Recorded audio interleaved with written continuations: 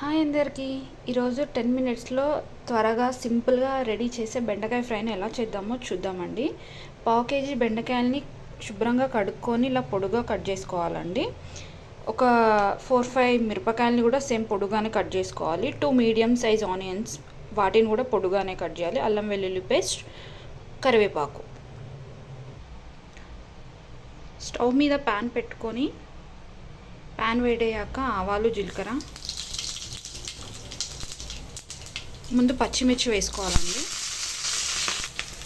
వాటిలోనే కొంచెం పసుపు వేసి కొద్దిసేపు 1 నిమిషం ఫ్రై అవ్వనివ్వాలండి మిర్చిని.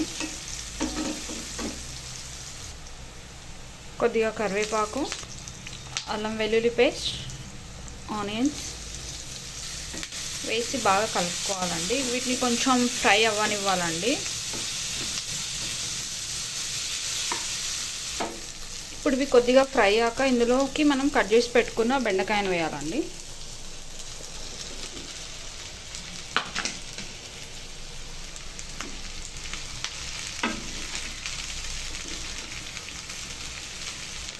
ఇలా కలుపుకున్నాక ఇందులో కొంచెం సాల్ట్ వేసి మూత పెట్టుకోవాలండి. ఎక్కడి వరకు వచ్చిందో చూద్దామండి ఒకసారి.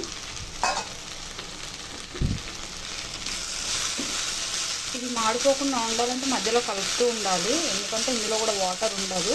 ఇక్కడ మీకు ఒక టిప్ ఏంటంటే, కూర మాడిపోతున్నట్టు అనిపిస్తే ఇందులోకి మనం ఒక ఐస్ క్యూబ్ని వేయాలండి. దాన్ని ఏం కలపకూడదు, జస్ట్ వేసి వదిలేస్తే అదే ఫ్రై అయిపోతుంది. ఇంకా దీంట్లోకి కారం పొడి ఏం అవసరం ఉండదండి. మనం వేసిన పచ్చిమిరపకాయలే సరిపోతుంది.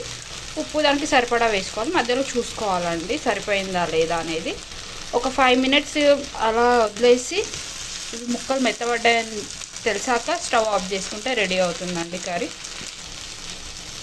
చాలా సింపుల్గా ఉంటుంది, త్వరగా కూడా అవుతుందండి. నేను చేసే కర్రీస్ అన్నీ బిగినర్స్కి చాలా ఉపయోగపడుతుందండి, ఇప్పుడే వంట నేర్చుకునే వాళ్ళకి.